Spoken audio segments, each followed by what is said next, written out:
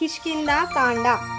పంపా సరోవర ప్రాంతం పరమ రమణీయంగా ఉంది. ప్రకృతి తన అందాలను ప్రదర్శిస్తున్నట్లుగా ఉంది. కానీ శ్రీరాముడి మనసును ఏమాత్రం సంతోషపెట్టలేకపోయింది. పైగా సీత ఎడబాటు, ఆవేదన అనే అగ్నికి ఆజ్యం పోసినట్లుగా శ్రీరాముడి బాధను మరింత పెంచింది. లక్ష్మణుడు ఊరడించాడు. అన్నా, ఈ ధైర్యాన్ని వదులు, ఉత్సాహం తెచ్చుకో. ఇదే మనకు మేలు చేస్తుంది. చేసిన ప్రయత్నం విఫలమైనప్పుడు, సంపదలను పోగొట్టుకున్నప్పుడు అధైర్యపడకుండా ప్రయత్నం చేస్తే మంచి ఫలితం ఉంటుంది. ఉత్సాహమే బలం. ఉత్సాహం ఉన్న వానికి అసాధ్యమనేది లేదు. వాళ్ళు ఎటువంటి కష్టాలు వచ్చినా వెనకడుగు వేయరు. మన ప్రయత్నాన్ని కొనసాగిద్దాం. వదినె గారు తప్పకుండా లభిస్తారు అని ధైర్యం చెప్పాడు. ఋష్యమూక పర్వతం నుంచి రామ లక్ష్మణులను చూశాడు సుగ్రీవుడు. గుండెలో రాయి పడ్డట్టయింది. ఆ ఇద్దరు వీరులు తన అన్న అయిన వాలి పంపగా వచ్చారేమోనని భయంతో వణికిపోతున్నాడు. ధనుర్బాణాలు ధరించిన వాళ్ళెవరో మారువేషంలో వెళ్ళి కనుక్కోమని ఆంజనేయుణ్ణి ఆదేశించాడు. సుగ్రీవుని ఆనతి మీద రామలక్ష్మణులున్న చోటికి ఒక గంతు వేశాడు హనుమంతుడు. సన్యాసి రూపంలో వారి దగ్గరికి వెళ్ళాడు. వారి రూపాన్ని పొగిడాడు. వారి పరిచయం అడిగాడు. రామలక్ష్మణులు మౌనముద్రను దాల్చారు. హనుమంతుడు వారితో, వానరరాజు సుగ్రీవుడు ధర్మాత్ముడు, మహావీరుడు. అతన్ని ఆయన అన్న వాలి వంచాడు. రక్షణ కోసం జాగ్రత్తతో తిరుగుతున్నాడు. నేను సుగ్రీవుడి మంత్రిని. నన్ను హనుమంతుడంటారు. నేను వాయుపుత్రుణ్ణి. ఎక్కడికైనా వెళ్ళి రాగల శక్తి గలవాణ్ణి. సుగ్రీవుడు పంపగా ఈ రూపంలో మీ దగ్గరికి వచ్చాను. సుగ్రీవుడు మీతో స్నేహాన్ని కోరుతున్నాడు అని చాకచక్యంగా మాట్లాడాడు. విషయాన్ని చెప్పే పద్ధతిలో ఎంతో నేర్పును ప్రదర్శించాడు. హనుమంతుని మాట తీరు శ్రీరాముణ్ణి ఆకట్టుకుంది. లక్ష్మణుడితో ఇతడు వేదాలను, వ్యాకరణాన్ని క్షుణ్ణంగా చదివాడన్నది నిశ్చయం. లేకపోతే మాటల్లో ఇంత స్పష్టత ఉండదు. తడబాటు, తొందరపాటు లేకుండా, తప్పులు పలకకుండా సరైన స్వరంతో చెప్పదలుచుకున్న విషయాన్ని మనసుకు హత్తుకునేటట్లు చెప్పాడు. ఈయన మాట్లాడే తీరు చూస్తే చంపడానికి కత్తి ఎత్తిన శత్రువుకు కూడా చేతులు రావు అని మెచ్చుకున్నాడు. మాటకున్న శక్తి అటువంటిది. హనుమంతుడితో లక్ష్మణుడినే మాట్లాడమన్నాడు శ్రీరాముడు. హనుమంతుడి అభిప్రాయాలకు సమ్మతి తెలుపుతూ తమ వృత్తాంతాన్ని వివరించాడు లక్ష్మణుడు. తమకు సుగ్రీవుని సహాయం ఎంతో తగినదన్నాడు. సన్యాసి రూపం వదలి రామలక్ష్మణులను భుజాలపై ఎక్కించుకొని ఋష్యమూక పర్వతానికి చేరుకున్నాడు హనుమ. అంతకుముందే భయంతో మలయగిరికి చేరిన సుగ్రీవుణ్ణి రామలక్ష్మణుల వద్దకు తీసుకువచ్చాడు ఆంజనేయుడు. శ్రీరామ సుగ్రీవులు అగ్నిసాక్షిగా మిత్రులైనారు. సుగ్రీవుడు, రామా, ఈనాడు నీవు నాకు ప్రాణమిత్రుడివైనావు. ఇప్పటి నుంచి సుఖదుఖాలలో మనం ఒక్కటిగానే ఉందాం. వాలి భయం నన్ను వదలడం లేదు. నీ అభయం కావాలి అని ప్రార్థించాడు. శ్రీరాముడు మందహాసాన్ని చిందిస్తూ, సుగ్రీవా, ఆపదలో ఆదుకునేవాడే కదా మిత్రుడు. నీ భార్యను అపహరించిన వాలిని తప్పక వధిస్తానని మాట ఇచ్చాడు. సుగ్రీవుడి మనసు కుదుట పడింది. శ్రీరామ సుగ్రీవులు స్వేచ్ఛాపూర్వకంగా మాట్లాడుకుంటున్న సమయంలోనే సీతాదేవికి, వాలికి, రావణాసురునికి ఎడమ కన్ను ఒక్కసారిగా అదిరింది. సుగ్రీవుడు గతంలో తాను నలుగురు మంత్రులతో కొండ మీద ఉన్నప్పుడు ఒక రాక్షసుడు స్త్రీని బలవంతంగా తీసుకుపోవడం చూశామన్నాడు. ఆమె రామా, లక్ష్మణా అని బిగ్గరగా అరవడం విన్నామన్నాడు. తమను చూసి ఒక నగల మూటను జార విడిచిందని చెప్పి ఆ ఆభరణాలను తెచ్చి చూపించాడు. శ్రీరాముడు వాటిని చూసి కన్నీటి సంద్రమయ్యాడు.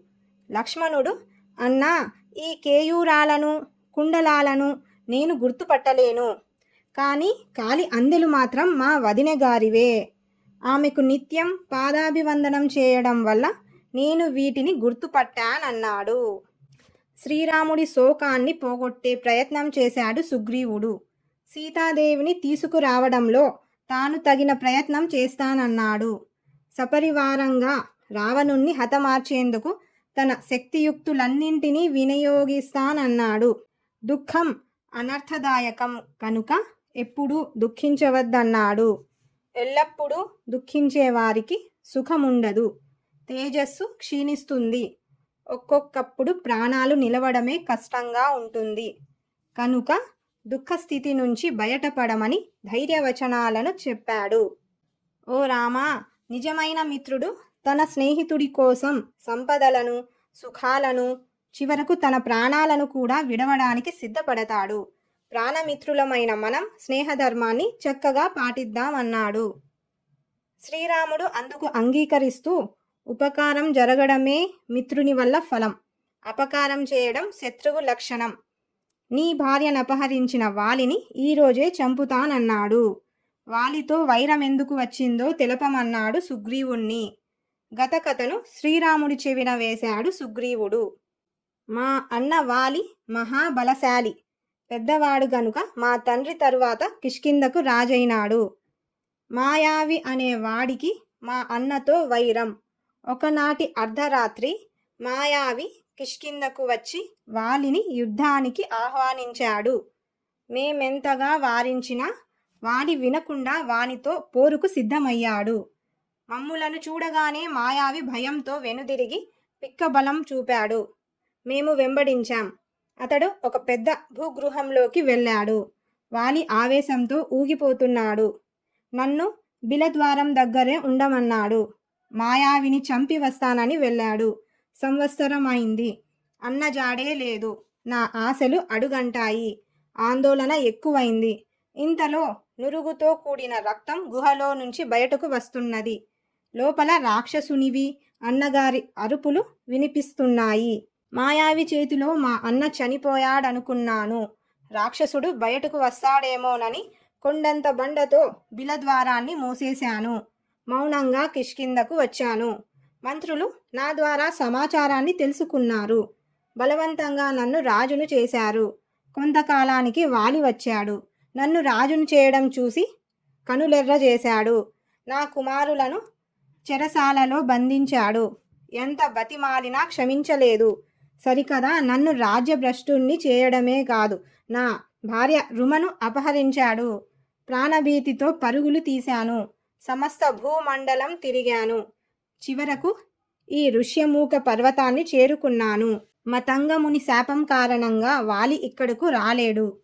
వాలి దుందుబి అనే రాక్షసుణ్ణి చంపి విసిరివేసినప్పుడు ఆ రాక్షసుడి నోటి నుండి రక్త బిందువులు మతంగాశ్రమం మీద పడ్డాయి. అందుకు కోపించిన ముని ఋష్యమూక పర్వతం మీద కాలు పెడితే వాలి మరణిస్తాడని శపించాడు అంటూ సుగ్రీవుడు తన కథనంతా చెప్పాడు. శ్రీరాముని బలం ఎలాంటిదో తెలుసుకోవాలనుకున్నాడు సుగ్రీవుడు. దానికి బదులుగా శ్రీరాముడు కాలి బొటనవేలితో అక్కడ పడి ఉన్న దుందుబి అస్థిపంజరాన్ని 10 యోజనాల దూరం పడేటట్లు చిమ్మి వేశాడు. ఒకే బాణంతో 7 మద్ది చెట్లను చీల్చాడు. సంతోషించాడు సుగ్రీవుడు. వాలి వధకు ఇక ఏమాత్రం ఆలస్యం వద్దని శ్రీరాముణ్ణి తొందర పెట్టాడు. అందరూ కిష్కింధకు వెళ్లారు. సుగ్రీవుడు భయంకరంగా గర్జిస్తూ వాలిని యుద్ధానికి ఆహ్వానించాడు. మహాబలశాలి అయిన వాలి క్షణాలలో అక్కడ వాలాడు. ఇద్దరి యుద్ధం అక్కడ భయానక వాతావరణాన్ని సృష్టించింది. వాలి సుగ్రీవులు ఒకే పోలికతో ఉన్నారు. అందుకే శ్రీరాముడు వాలిని స్పష్టంగా గుర్తించలేకపోయాడు.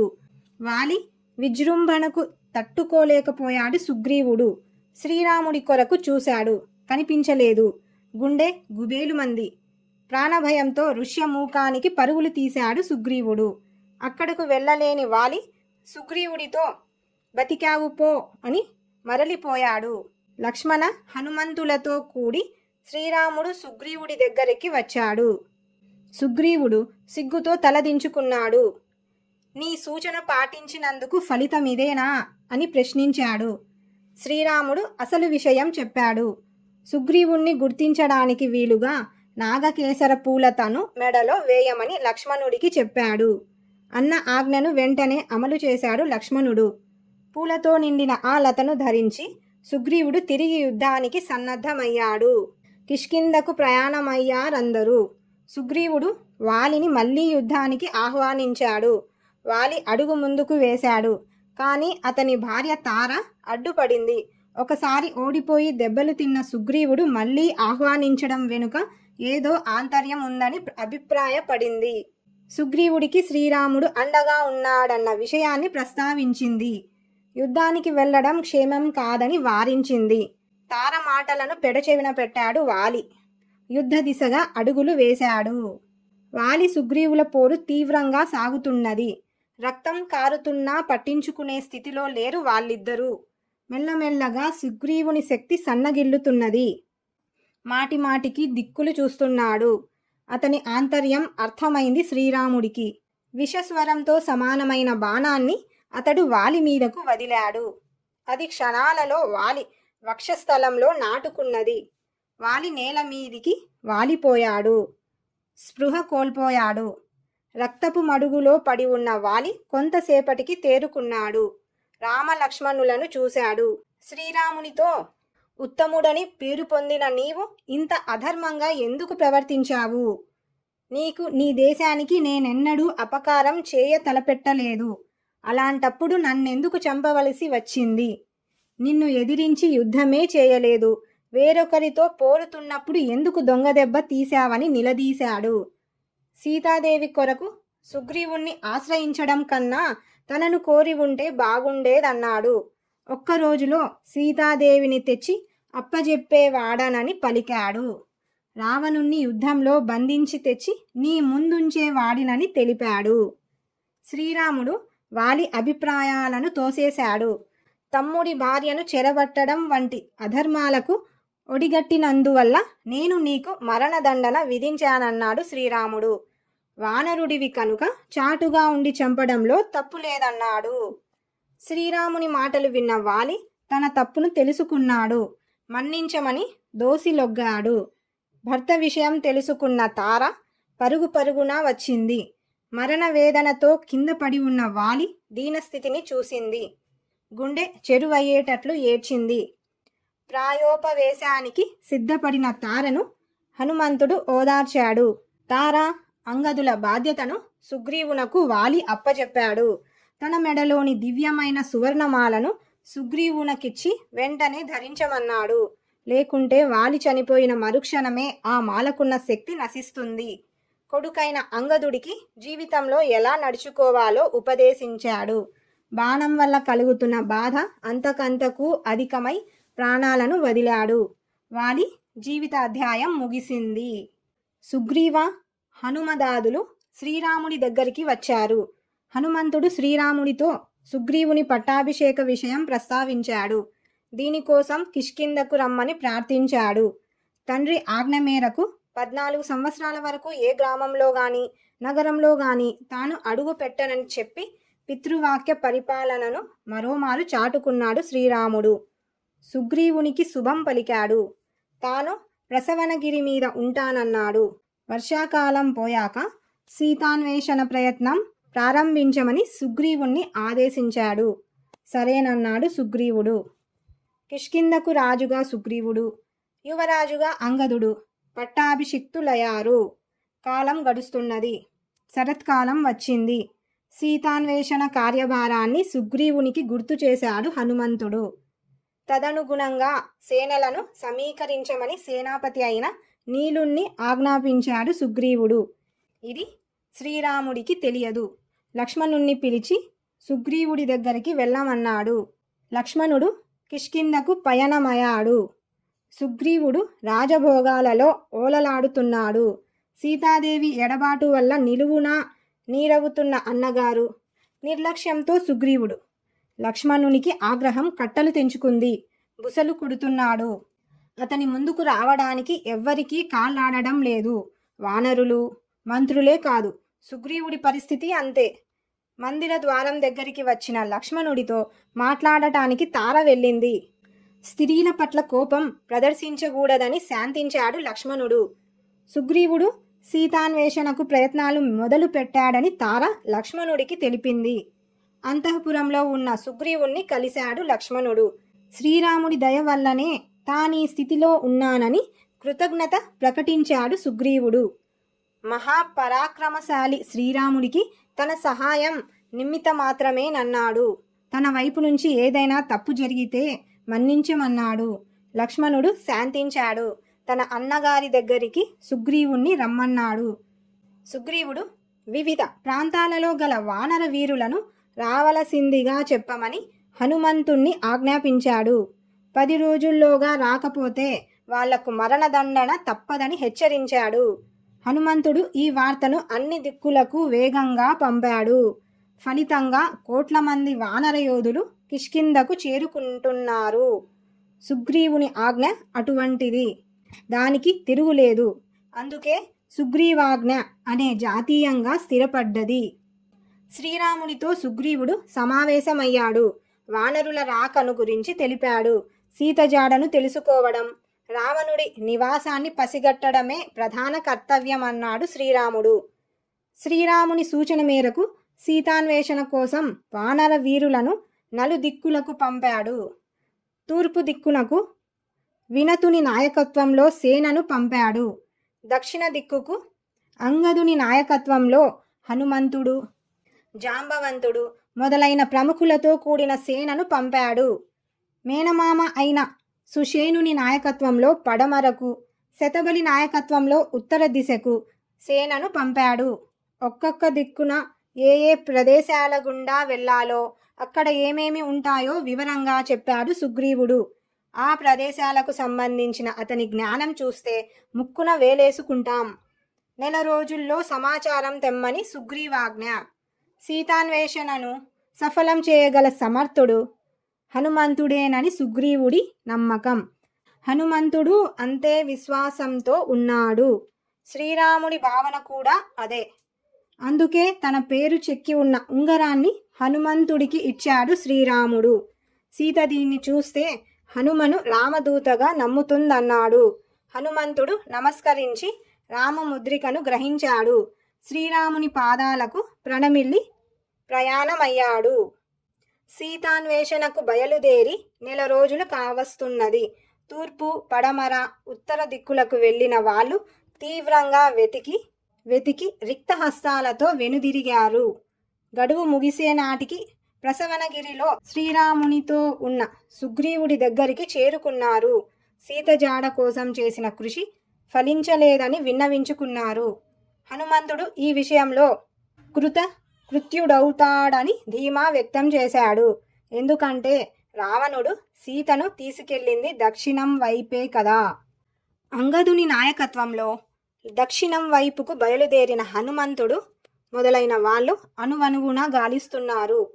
సుగ్రీవుడికిచ్చిన గడువు పూర్తయింది. ఏం చేయాలో తోచడం లేదు. తమ వాళ్ళు నిరాశపడకుండా జాగ్రత్త పడ్డాడు అంగదుడు. విరక్తి పొందకుండా ధైర్యోత్సాహాలతో ముందుకు సాగితే విజయం వరిస్తుందని ప్రేరేపించాడు. అందరూ రెట్టించిన ఉత్సాహంతో ముందుకు కదిలారు. హనుమదాదులు ఒక పెద్ద గుహ దగ్గరికి చేరుకున్నారు. అది వృక్షబిలము, ఒక రాక్షసిని ఆధీనంలో ఉంది. బాగా అలసిపోయిన వానరులను ఆకలి దప్పులు పట్టి పీడిస్తున్నాయి. గుహలోకి వెళ్లారు. అంతా అయోమయంగా ఉంది. చివరకు స్వయంప్రభ అనే యోగిని అనుగ్రహంతో ఆకలి దప్పులను తీర్చుకున్నారు. ఆమెను ప్రార్థించి ఆమె తపః ప్రభావం వల్ల క్షణాలలో ఒక పెద్ద సముద్రపు ఒడ్డుకు చేరుకున్నారు. ఆ సముద్రం మహోదధి ఉవ్వెత్తున లేచే అలల అలజడి భయాన్ని కలిగిస్తున్నది. సముద్ర తీరంలో వానరులంతా సమావేశమయ్యారు. ఏం చెయ్యాలో తీవ్రంగా చర్చించుకుంటున్నారు. సీత జాడ కనిపెట్టకుండా సుగ్రీవుని చేరరాదనుకున్నారు. వీళ్ళ మాటల్లో జటాయు ప్రస్తావన వచ్చింది. అది విన్నాడు సంపాతి. ఇతడు పక్షిరాజు, జటాయువుకు అన్న. రెక్కలు లేక పడి ఉన్నాడు. సంపాతి తన సోదరుడి మరణానికి ఎంతో విలపించాడు. లంకలో సీత ఉన్న పరిస్థితులను నిశిత దృష్టితో చూసి కళ్ళకు కట్టినట్లు వివరించాడు. లంకకు ఎలా వెళ్ళాలో చెప్పాడు. ఇంతలో ఆశ్చర్యకరంగా సంపాతికి రెక్కలు మొలిచాయి. పరోపకార పుణ్యం ఊరికే పోతుందా? అందరూ ఆనందించారు. తన రెక్కల బలాన్ని తెలుసుకోవడానికి రివ్వున ఆకాశంలోకి ఎగిరాడు సంపాతి. వానర వీరులు బల పరాక్రమాలను ప్రదర్శించడం ద్వారానే సీతాన్వేషణ సఫలమవుతుందన్న నిశ్చయానికి వచ్చారు. కానీ 100 యోజనాలు వెళ్ళి రాగలవారెవ్వరని తర్కించుకుంటున్నారు. ఇటువంటి పరిస్థితుల్లో కార్యహాని కలగకుండా కాపాడగలవాడు హనుమంతుడొక్కడేనని నిగ్గుదేల్చాడు జాంబవంతుడు. ఆ సమయంలో హనుమంతుడు ఒకచోట ఏకాంతంగా కూర్చొని ఉన్నాడు. జాంబవంతుడు హనుమంతుణ్ణి చేరాడు. అతని శక్తియుక్తులెంతటివో తెలుపుతూ ప్రేరేపించాడు. దీనికి వానరుల ప్రశంసలు తోడైనాయి. ఇంకేముంది, హనుమంతుడు రెట్టించిన ఉత్సాహంతో బలాన్ని పుంజుకున్నాడు. అద్భుతమైన తేజస్సుతో వెలుగుతున్నాడు. వానరులతో నేను మేరు పర్వతాన్ని అనాయాసంగా వేల మార్లు చుట్టగలిగాను. భూమండలాన్ని సముద్రంలో ముంచగలను.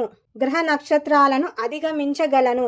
పర్వతాలను నుగ్గు చేయగలను. మహాసముద్రాలను అవలీలగా దాటగలనని ఆత్మశక్తిని ప్రకటించాడు. ప్రతి వారిలో ఏదో ఒక శక్తి ఉంటుంది. సరైన ప్రేరణ దొరికితే అది వెలికి వస్తుంది. హనుమంతుడి మాటలకు జాంబవంతుడు ఆనందించాడు. నాయనా, నీ ధైర్యోత్సాహాలకు తగినట్లు మాట్లాడావు. నీ మాటలు వానరుల మనసులో గూడు కట్టుకున్న దుఃఖాన్ని దూరం చేశాయి. అందరం నీ శుభాన్ని కోరుతున్నాం. ఋషులు, వృద్ధ వానరులు, గురువుల అనుగ్రహంతో ఈ సముద్రాన్ని లంఘించు. నీ రాక కోసం ఎదురు చూస్తుంటాం. మన వానరుల ప్రాణాలన్నీ నీపైనే ఆధారపడి ఉన్నాయని తెలిపాడు. తాను లంఘించే సమయంలో తన బలాన్ని భూమి భరించలేదని, మహేంద్ర పర్వత శిఖరాలు అందుకు తగినవని హనుమంతుడు పలికి మహేంద్రగిరికి చేరాడు.